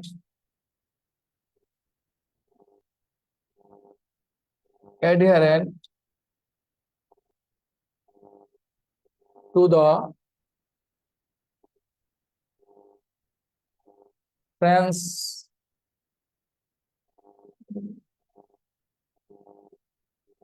revolution. দেখো ফ্রেঞ্চ রিভলিউশনের এই এফটা ক্যাপিটাল আর ক্যাপিটাল, ফরাসি বিপ্লব। ফরাসি বিপ্লব একটা প্রপার নাউন, এখানে দুইটা ওয়ার্ড আছে, তো যেহেতু ফরাসি বিপ্লব দুইটা মিলে একটা প্রপার নাউন, অতএব প্রতিটা ওয়ার্ডের ফার্স্ট লেটার ক্যাপিটাল। ফ্রান্সের ফার্স্ট এফ ক্যাপিটাল, আর ক্যাপিটাল, রিভলিউশন আর ক্যাপিটাল। উইলিয়াম ওয়ার্ডসওয়ার্থ, এখানে উইলিয়াম ওয়ার্ডসওয়ার্থ, তো প্রত্যেকটা ফার্স্ট ওয়ার্ড ক্যাপিটাল, বাকি ওয়ার্ড গুলো স্মল। তাহলে উইলিয়াম ওয়ার্ডসওয়ার্থ ফরাসি বিপ্লবের একজন একনিষ্ঠ সমর্থক ছিলেন, একনিষ্ঠ সমর্থক ছিলেন, ভক্ত ছিলেন। তাহলে আর্ডেন্ট এডিহারেন্ট, আর্ডেন্ট মানে একনিষ্ঠ, এডিহারেন্ট মানে সমর্থক, সাপোর্টার। ঠিক আছে? এরকম ভাবে আমরা যখন প্রপার নাউন আমরা চিন্তা করব, যেমন আমরা দেখি মনে করো সোহরাওয়ার্দী উদ্যানের আহ, সাবেক নামটা কি? সোহরাওয়ার্দী উদ্যানের সাবেক নাম হচ্ছে রেস, যেমন course race course race course Maidan, race course Maidan, এই তিনটা ওয়ার্ড মিলে একটা প্রপার নাউন। দেখো রেস কোর্স ময়দান, এই তিনটা ওয়ার্ড মিলে একটা প্রপার নাউন, কিন্তু দেখো প্রতিটা ওয়ার্ডের ফার্স্ট লেটার ক্যাপিটাল। তো দুই বা তার বেশি ওয়ার্ড মিলে যদি একটি প্রপার নাউন হয়, তাহলে ওই প্রপার নাউনের অন্তর্গত প্রতিটি ওয়ার্ডের ফার্স্ট লেটার ক্যাপিটাল হবে, বাক্যের যেখানেই বসুক। এটা আমাদের খুব গুরুত্বপূর্ণ মাথায় রাখতে হবে। তারপরে দেখো প্রপার নাউনের মাঝে যদি প্রিপোজিশন কিংবা কনজাংশন থাকে, প্রপার নাউনের মাঝে যদি প্রিপোজিশন অথবা কনজাংশন থাকে, তাহলে প্রিপোজিশন এবং কনজাংশন গুলো স্মল লেটার হবে। আবার বলছি, প্রপার নাউনের মাঝে যদি প্রিপোজিশন অথবা কনজাংশন থাকে, তাহলে ওই প্রিপোজিশন এবং কনজাংশন গুলো কি হবে? স্মল লেটার হবে। যেমন দেখো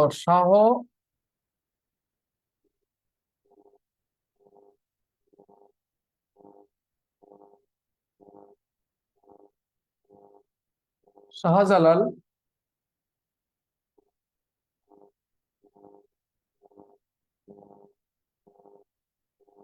university, Shahjalal university of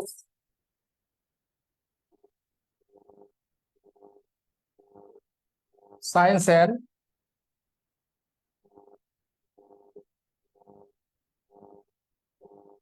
technology. দেখো এই সবটা মিলে একটা ইউনিভার্সিটির নাম। ইউটা ক্যাপিটাল, এসটা ক্যাপিটাল, এই সায়েন্সের এস ক্যাপিটাল, টেকনোলজির টি ক্যাপিটাল, আর এগুলো হচ্ছে স্মল স্মল। তাহলে কোনো Shahjalal university of science and technology সবটা মিলে একটা ইউনিভার্সিটির নাম সাস্ট। তাহলে এখানে আমরা Shahjalal university of science and technology দেখবো প্রত্যেকটার মধ্যে অফ এবং এনটা প্রিপোজিশন আর কনজাংশন এগুলো স্মল হয়ে গেছে। ঠিক আছে, আমরা আশা করছি এটা বুঝতে পারছি। মেজার, আবার দেখো আমরা যদি বলি যে a tale of two cities, a tale of two, a tale of two cities. দেখো এই অফটা স্মল, আর দেখো এটা ক্যাপিটাল ক্যাপিটাল ক্যাপিটাল ক্যাপিটাল। যেখানে কোনো প্রপার নাউনের মাঝখানে যদি কোনো প্রিপোজিশন কনজাংশন থাকে তাহলে ওই বলছে। পরের পয়েন্ট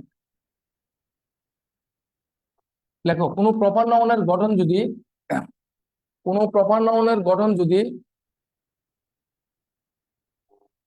কোনো প্রপার নাউনের গঠন যদি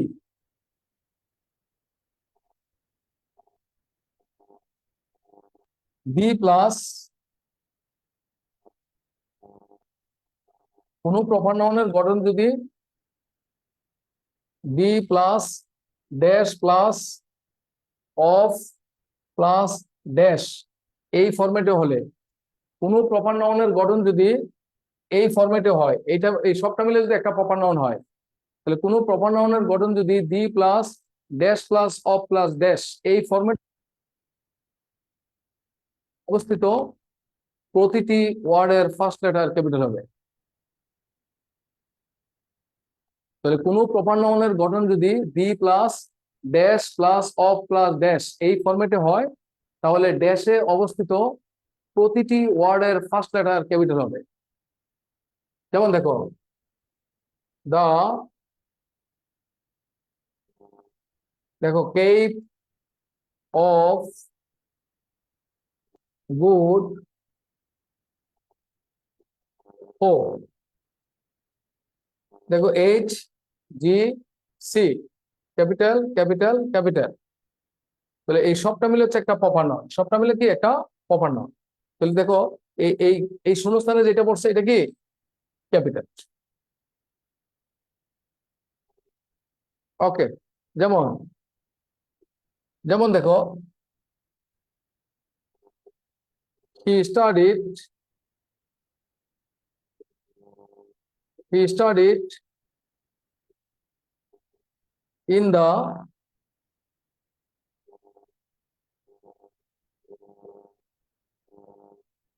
University of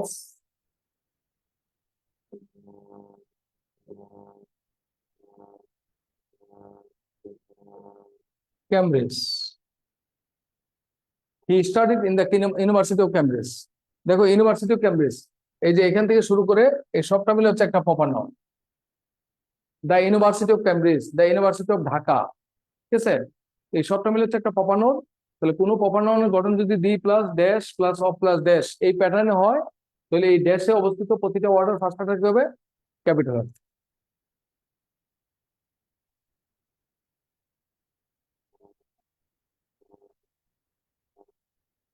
এবার লেখো, কোনো প্রপার নাউনের আগে যদি কোনো টাইটেল থাকে, কোনো প্রপার নাউনের আগে যদি কোনো টাইটেল থাকে বা উপাধি থাকে, আই রিপিট, কোনো প্রপার নাউনের আগে যদি কোনো টাইটেল বা উপাধি থাকে, তাহলে ওই টাইটেলের ফার্স্ট লেটার ক্যাপিটাল হবে। কোনো প্রপার নাউনের আগে যদি কোনো টাইটেল বা উপাধি থাকে, তাহলে ওই টাইটেল বা উপাধির ফার্স্ট লেটার ক্যাপিটাল হবে। প্রপার নাউনের আগে যদি কোনো টাইটেল বা উপাধি থাকে, তাহলে ওই টাইটেলের ফার্স্ট লেটার কি হবে ক্যাপিটাল হবে। যেমন president,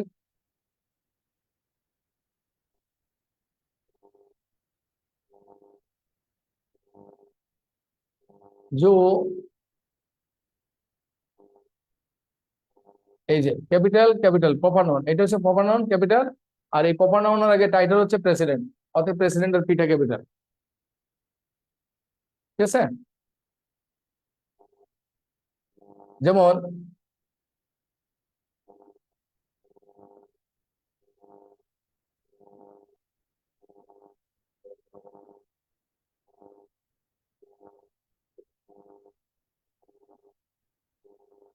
prime minister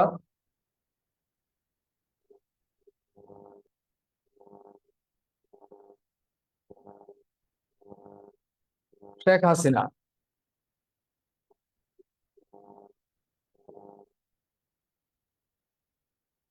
super leader. দেখো প্রাইম মিনিস্টার এটা হচ্ছে title, Sheikh Hasina proper noun.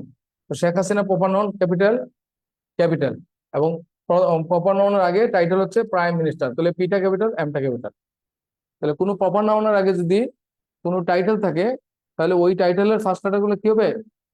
Capital হবে।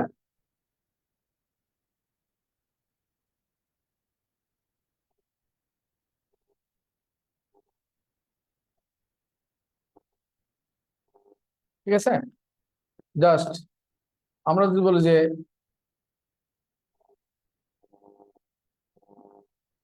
Father of the father of the nation,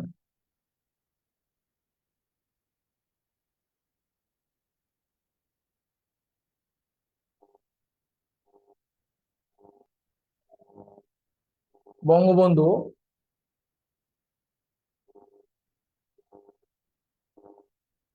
Sheikh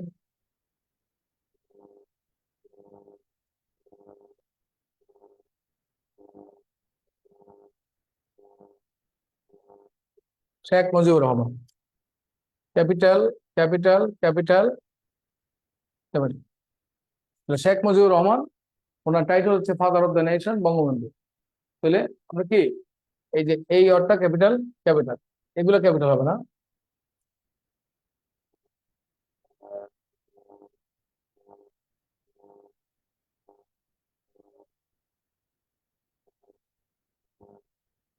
আমরা আশা করছি এটা বুঝতে পারছি, হ্যাঁ।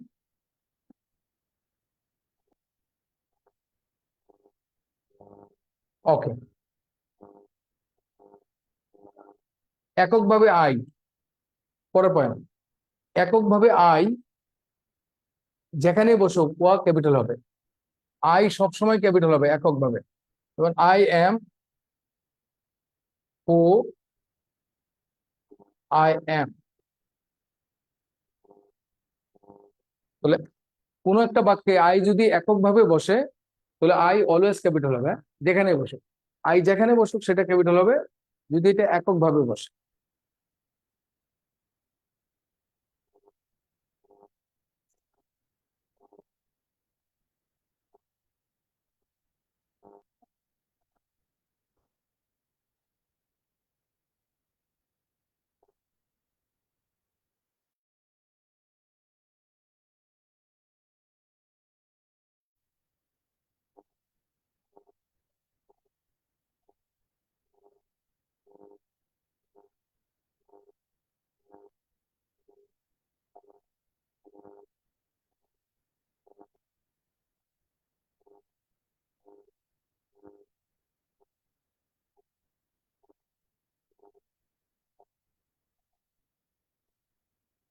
হ্যালো।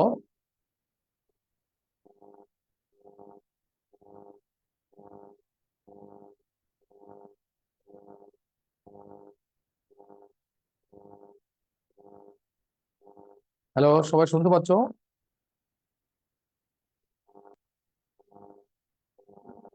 হ্যালো, শুনতে পাচ্ছ সবাই?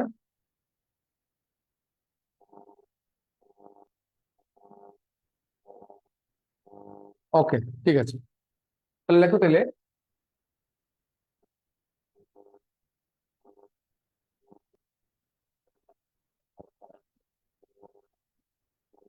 লেখো যে কোনো, যে কোনো অ্যাব্রিভিয়েশন, ওকে, যে কোনো অ্যাব্রিভিয়েশন অথবা স্ক্রিন অফ। হ্যাঁ, লেখো যে কোনো অ্যাব্রিভিয়েশন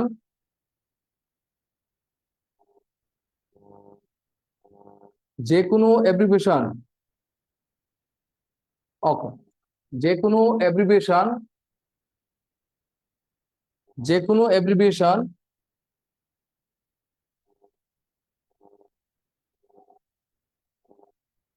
অথবা অ্যাক্রোনিমের, যে কোনো অ্যাব্রিভিয়েশন অথবা অ্যাক্রোনিমের অন্তর্গত, এটা দেখতে পাচ্ছেন না, ভিডিও দেখতে দেখতে পাচ্ছেন, দেখতে পাচ্ছেন নাকি? যে কোনো অ্যাব্রিভিয়েশন অথবা অ্যাক্রোনিমের অন্তর্গত প্রতিটি লেটার ক্যাপিটাল লেটার হবে। যে কোনো অ্যাব্রিভিয়েশন অথবা অ্যাক্রোনিমের অন্তর্গত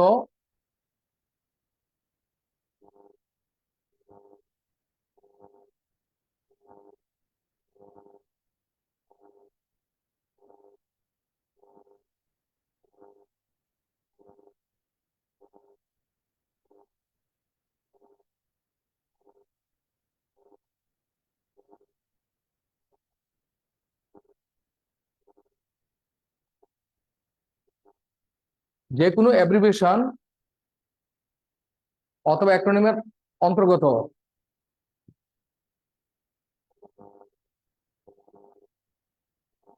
ভিডিও দেখা যাচ্ছে না।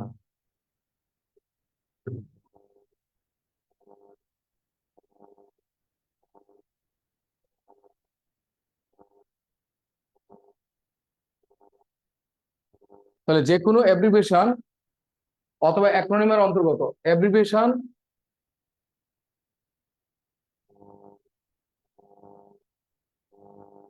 যে কোনো অ্যাব্রিভিয়েশন অথবা যে কোনো অ্যাব্রিভিয়েশন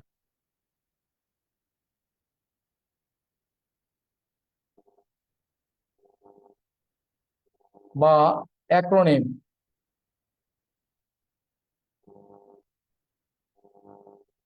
যে কোনো অ্যাব্রিভিয়েশন বা অ্যাক্রোনিমের অন্তর্গত প্রতিটি লেটার ক্যাপিটাল হবে। যে কোনো অ্যাব্রিভিয়েশন অথবা অ্যাক্রোনিমের অন্তর্গত প্রতিটি লেটার কি হবে? ক্যাপিটাল হবে। অ্যাক্রোনিম হচ্ছে যে ওয়ার্ডগুলিকে, যে অ্যাব্রিভিয়েশনটাকে আমরা শব্দের মতো উচ্চারণ করতে পারি, যে অ্যাব্রিভিয়েশনকে আমরা শব্দের মতো উচ্চারণ করতে পারি তাকে বলা হয় অ্যাক্রোনিম। ঠিক আছে, শব্দের মতো উচ্চারণ করতে পারলে এটা অ্যাক্রোনিম হবে। আর যদি আমরা ভেঙে ভেঙে উচ্চারণ করি এটা হচ্ছে অ্যাব্রিভিয়েশন। যেমন দেখো WTO, এটা হচ্ছে অ্যাব্রিভিয়েশন। ঠিক আছে, WTO এটা হচ্ছে কি অ্যাব্রিভিয়েশন। আবার মনে করো ব্রিক্স, এটা হচ্ছে অ্যাক্রোনিম। ব্রিক্স শব্দের মতো উচ্চারণ করছি। তাহলে যে কোনো অ্যাব্রিভিয়েশন অথবা অ্যাক্রোনিমের অন্তর্গত প্রতিটা লেটার কি হবে? ক্যাপিটাল হবে। এখন যদি আমরা লিখি WTO লিখি অথবা লিখি ব্রিক্স, তাহলে এটা কি বলো? তাহলে যে কোনো অ্যাব্রিভিয়েশন অথবা অ্যাক্রোনিমের প্রতিটা ওয়ার্ড কি, লেটার কি ক্যাপিটাল হবে। ঠিক আছে, যেমন আমরা যদি বলি দেখো একনেট, দেখো পরীক্ষা আসলো একনেট, এটা কি কারেক্ট নাকি ভুল? তো এটা ভুল, বলতে হবে এক নেট, এভাবে ক্যাপিটাল হতে হবে। হ্যাঁ, ঠিক আছে, এক নেট। আবার দেখো যদি বলে যে ইউনেস্কো,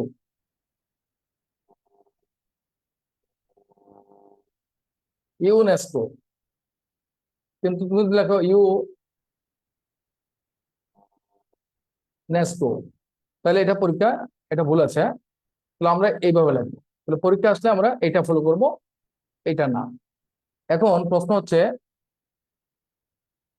অ্যাক্রোনিমের ক্ষেত্রে, অ্যাক্রোনিমের ক্ষেত্রে দুইটা স্টাইল। একটা স্টাইল হচ্ছে অ্যাক্রোনিমের প্রতিটা লেটারে ক্যাপিটাল হবে, ইউনেস্কো প্রতিটা লেটার ক্যাপিটাল হবে, ব্রিক্স প্রতিটা লেটার ক্যাপিটাল হবে। কিন্তু অ্যাক্রোনিম গুলা কখনো কখনো এটাকে প্রপার নাউনের মতো ট্রিট করা হয়। তাহলে অ্যাক্রোনিম এই ক্ষেত্রে কখনো কখনো অ্যাক্রোনিমকে যেহেতু প্রপার নাউনের মতো ট্রিট করা হয়, সেক্ষেত্রে অ্যাক্রোনিমের ফার্স্ট লেটারটাকে ক্যাপিটাল রাখা হয় আর বাকিগুলোকে স্মল লেটার করা হয়। বাট পরীক্ষা যদি আসে, পরীক্ষায় যখন আসবে আমরা প্রত্যেকটা লেটারকে ক্যাপিটাল করবো। বাট তুমি যখন ক্ষেত্রে ফার্স্ট লেটারটা ক্যাপিটাল হয়, বাকিগুলোকে অনেক সময় স্মল হিসেবে ইউজ করে অথবা সবগুলোকে ক্যাপিটাল ইউজ করে বর্তমান এটা বর্তমানে। যেমন তোমার মনে করো তুমি ইউ ইউনেস্কো, পরীক্ষা আসলে তুমি এটা ফলো করবা। আর লেখার ক্ষেত্রে তুমি ইউনেস্কো, তুমি এইটাও নিতে পারবা, ইউনেস্কো এটাও নিতে পারবা, এইটাও নিতে পারবা, তুমি ফলো করবা। পরীক্ষা আসলে এটাকে ফলো করবা। যেমন আবার দেখো, মনে করো ব্রাক,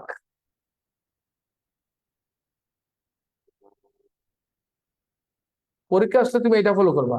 কিন্তু ব্রাকের লেখার সময় পেপারে দেখবা তুমি অনেক সময় এটা পাবা, তো এটাও কারেক্ট, তাহলে এইটাও কারেক্ট, এটাও কারেক্ট।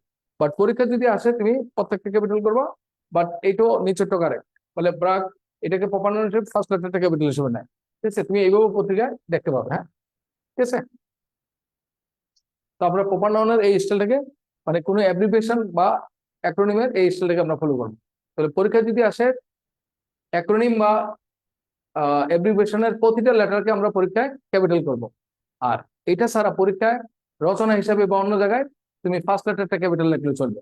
যেমন ইউনেস্কো, ইউনেস্কো, সরি একনেক, একনেক, যেমন এইভাবে লিখলো হবে একনেক, এইভাবে লিখলে হবে। কিন্তু পরীক্ষা যদি আসে তাহলে অবশ্যই তোমাকে এটা কি করতে হবে, নাম্বার পাইতে হলে তোমাকে এই তরিকাটা ফলো করো।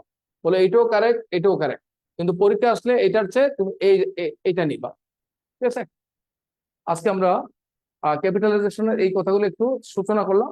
আমরা নেক্সট ক্লাসে আমরা কমার ব্যবহারটা, কমার ব্যবহার শিখবো, অ্যাপোস্ট্রফির ব্যবহার শিখবো, কোটেশনের ব্যবহার শিখবো।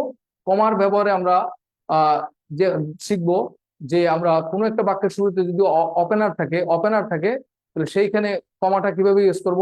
অ্যাপোজিটিভ ফ্রেজের ক্ষেত্রে কমা কিভাবে ইউজ করব, কম্পাউন্ড সেন্টেন্সে কমা ইউজ করবো কিভাবে, ফ্যান ভয়েসের ক্ষেত্রে কমাটা কিভাবে ইউজ করব, ট্রানজিশন ট্রানজিশনের ক্ষেত্রে কমাটা কিভাবে ইউজ করব, কমপ্লেক্স সেন্সে অ্যাডভার্ব ক্লজের সাথে কমাটা কিভাবে ইউজ করব, অ্যাডজেক্টিভ ক্লজে আমরা কমাটা ইউজ করবো কিভাবে, অ্যাডজেক্টিভ ক্লজে নন রেস্ট্রিকটিভ ক্লজের সাথে কমাটা কিভাবে ইউজ করব, আমরা কোয়ান্টিফায়ার থাকলে কমাটা কিভাবে ইউজ করব, ইত্যাদি সব মিলিয়ে আমরা কমার ব্যবহারটা শিখবো আমরা নেক্সট ক্লাসে। আশা করছি ফ্রি হ্যান্ড রাইটিং এ এটা তোমার বেশ কিছু কাজে লাগবে। নেক্সট ক্লাসটা খুবই খুবই ইম্পর্টেন্ট। প্রত্যেককে নেক্সট ক্লাসটা থেকে ক্লাস করার জন্য পরামর্শ দিচ্ছি, উপস্থিত থেকে, কারণ প্রশ্নটা তুমি সরাসরি করতে পারবে। ওকে, আজকে এই পর্যন্তই শেষ করলাম। আমরা নেক্সট ক্লাস থেকে ইনশাল্লাহ পুরোদমে শুরু হবে। এবং আমার নেক্সট ক্লাসে আমার আলোচনা হবে কমার ব্যবহার, অ্যাপোস্ট্রফির ব্যবহার এবং কোটেশনাল মার্কসের ব্যবহার। এখানে আমরা কমার ব্যবহারে যেটা আলোচনা করব সেখানে ওপেনার কিভাবে ইউজ করব, ট্রানজিশন কিভাবে ইউজ করব, ফ্যান ভয়েস বা কোঅর্ডিনেট কনজাংশন কিভাবে ইউজ করব, কম্পাউন্ড কমপ্লেক্স সেন্টেন্সে কিভাবে, রেস্ট্রিকটিভ ক্লজে কিভাবে কমা ইউজ করব, কোয়ান্টিফায়ারের ক্ষেত্রে কমা কিভাবে ইউজ করব, এই সব মিলিয়ে আমরা নেক্সট ক্লাসে অ্যাপোজিটিভ ফ্রেজের ক্ষেত্রে কমাটা কিভাবে ইউজ করব ইত্যাদি সব মিলিয়ে আমরা কমার ব্যবহারটা নেক্সট ক্লাসে শিখবো। খুবই ইম্পর্টেন্ট ফ্রি হ্যান্ড রাইটিং এর জন্য। সবাইকে ধন্যবাদ। নেক্সট ক্লাসে দেখা হবে, বিস্তারিত আমাদের সঙ্গেই থাকবে। ধন্যবাদ।